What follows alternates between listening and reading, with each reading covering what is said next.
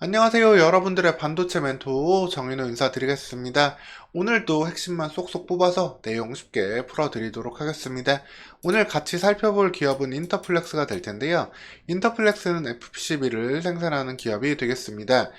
이제 모기업 단위 영풍과 코리아 서키트도 모두 다 FPCB 등을 만들고 있는 기업이 되는데요. 관련해가지고 현재 어려운 상황도 있었지만 위기를 좀 극복하고 흑자를 만들어 가고 있는 구조로 바뀌어가고 있다라고 보시면 되겠습니다. 현재 어떠한 상황에 있는지 오늘 시간 자세히 알아보도록 하겠습니다. 인터플렉스의 모든 매출은 이 FPCB에서 나온다고 보시면 되겠습니다. 해당 제품은 이제 휴대폰이나 카메라 모듈, 나아가서 전장용 등으로도 활용이 되는데요. 휴대폰 관련 매출이 높다라고 보시면 되겠습니다. 주 고객도 이제 삼성전자 등이라고 보시면 되겠고요. 관련해서 FPCB를 만들고 있는 주요한 국내 기업들은 영풍전자, 인터플렉스랑 관계된 회사죠. 그리고 BH 세 개가 있다라고 보시면 되겠습니다. 이 중에선 영풍전자의 점유율이 제일 높고요. 그리고 인터플렉스랑 BH가 2위를 다투고 있는 모습이다라고 보시면 되겠습니다. 그러면은 이러한 PCB, FPCB 제품들을 보면은 어떠한 특징들이 있는지 살펴보도록 하겠습니다. 일단 FPCB 자체가 연성 회로 기판을 좀 플렉서블하게 좀 휘어질 수 있도록 그런 특성을 갖고 있는 기판을 이야기하고요. 이를 통해서 스마트폰이나 다양한 기기에 사용된다라고 보시면 되겠습니다. 동사가 가장 많은 매출을 보여주는 부분은 바로 이 양면 FPCB가 되겠습니다. 이제 단면으로 되는 거는 가장 활용도가 좀 떨어지는 부분이고요. 동사는 이 양면에 집중을 하면서 매출과 성장성을 보고 있다라고 보시면 되겠습니다. 특히 양면 FPCB 중에 디지타이저라고 하는 기판이 갤럭시 노트라든가 갤럭시 폴더블 등에 들어가면서 갤럭시 그 펜을 구동시켜 줄 수 있게 하는 그러한 기판이다라고 보시면 되겠습니다.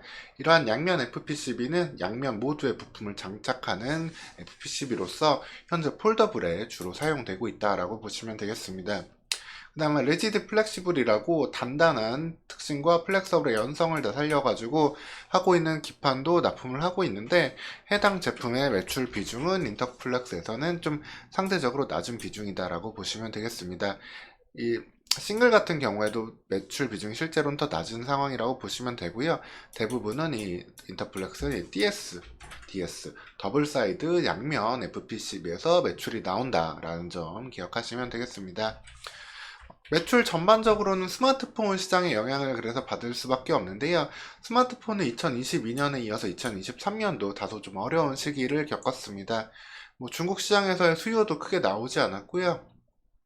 전반적으로 스마트폰은 두 가지 이유 때문에 수요가 좀 줄어들어 있습니다. 하나는 스마트폰 교체 주기가 2년에서 5년, 6년으로 좀 길어진 부분이 있고요. 그 다음에 스마트폰이 이제 성능이 좋아지다 보니까 중고폰 시장도 매우 활성화가 됐습니다. 즉 신규로 폰을 구매하기보다는 중고를 다시 활용하는 수요가 크게 늘어나면서 신규 폰에 대한 수요는 어느 정도 감소되고 있는 모습을 확인할 수 있습니다. 다만 2023년 9월에 거의 2년 넘는 시간 만에 중국에서 일정 부분 스마트폰이 판매가 늘어나는 모습을 확인하기도 했고요. 2024년에는 어느 정도 회복되는 모습을 기대해 볼 수 있기 때문에 이에 대한 인터플렉스의 수혜도 기대해 볼 수 있겠습니다. 그리고 인터플렉스가 특별히 더 강점을 가진 부분은 이 디지타이저라는 이 기판이 되겠습니다. 이는 S펜을 작동하게 해주는 FPCB 기판이 되는데요. 이걸 통해서 삼성향 매출이 상당 부분 나온다라고 보시면 되겠습니다. 이거를 갤럭시 노트 1 때부터 납품을 했던 인터플렉스인데요. 해당 제품 매출은 갤럭시 폴더, 갤럭시 플립 등 갤럭시 폴더블 폰으로 매출이 이어지면서 한 단계 성장을 기대했던 상황이다라고 보시면 되겠습니다. 다만 폴더블 폰 출하량은 좀 일종의 특징이 없는데요. 제품이 출시되고 인기를 얻을 때는 단발적으로 매출이 크게 늘어나기도 하지만 일반 스마트폰처럼 이런 꾸준한 수요가 좀 없다 보니까 신제품 효과를 좀 받는 정도. 그래서 2024년도 신제품 효과와 그리고 폴더블 시장이 좀 더 길게 열리기를 바라야 되는 그런 인터플렉스의 폴더블 폰 가능성이다라고 보시면 되겠습니다. 그리고 추가로 성장성을 볼 수 있는 부분은 이 전장용, 차량용 PCB가 되겠습니다. 차량에도 다양한 부분에 이렇게 PCB가 들어갈 수 있는데요. 그전에는 하넷을 통해서 각종 선들을 연결하고 했는데 이걸 FPCB로 대체하면서 연결할 수 있는 부분이 있다라고 보시면 되겠습니다. 이를 통해 가지고 차량용 하네스 기판은 좀 특이한 모양이 특이하게 생겼다라는 걸 확인할 수 있습니다. 이런 차량에 들어가는 칩들을 실장하기 위해서 꽂아 넣어야 하기 때문에 이런 모양을 갖고 있고요. 관련된 시장은 점진적이지만 성장하고 있고, 인터플렉스도 아직도 매출에서는 좀 적은 부분이지만 250억 가량의 매출을 하면서 추가적으로 1000억대까지의 매출도 해당 부분에서 기대해보고 있다라고 보시면 되겠습니다. 인터플렉스는 총 매출이 4천억대 그리고 5천억대를 바라보는 기업이 되겠습니다. 다만 좀 원가율이라든가 이런 부분에서 좀 관리가 어려운 부분이 있기 때문에 영업이익이 크게 나오지 않고 있지만 2022년 260억의 영업이익에 이어서 2023년도 다시 200억 내외의 영업이익을 쌓아가고 2024년은 스마트폰 시장 여파에 따라 가지고 추가적인 성장을 좀 기대해 볼 수 있겠습니다. 다만 이제 한 가지 좀 동사에 우려되는 부분이 있는데요.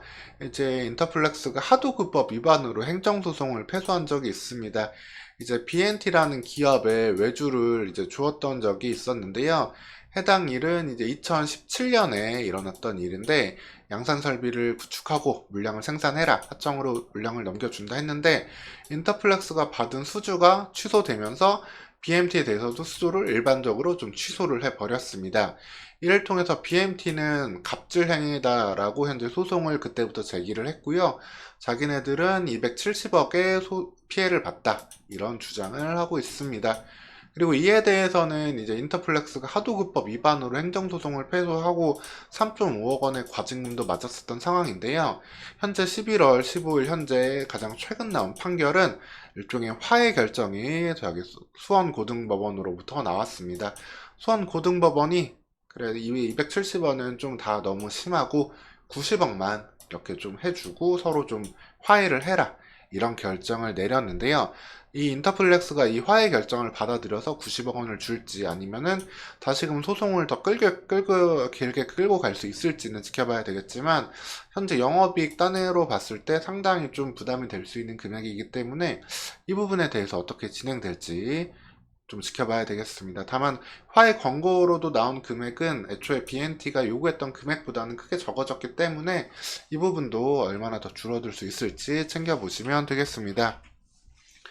그래서 인터플렉스에 대해서 결론을 말씀드리면은, 스마트폰 회복과 그리고 폴더블 관련 매출이 증가할 때 전체적으로 매출단 그리고 영업이익의 안정성도 기대해 볼 수 있겠습니다. 그리고 아직은 매출 비중의 10%, 한 5%밖에 되지 않는 전장용 FPCB지만 이게 차지하는 매출 비중에서 10% 이상 올라갈 때 이에 대한 또 수혜도 받아볼 수 있는 인터플렉스가 되겠습니다. 그리고 소송 이슈는 일단 화해 결정으로 결론이 나오긴 했는데, 이 90억에 대한 것도 어떻게 처리할지 지켜보면서 2024년에는 이 소송 이슈를 끝내고 흑자 구조를 만들어 갈 수 있는 환경을 기대해 보시면 되겠습니다. 오늘 시간 이렇게 인터플렉스에 대해서 안내해 드렸고요. 추가적으로 궁금한 점은 댓글 달아주시면 되겠습니다. 오늘도 영상 시청해 주셔서 감사합니다.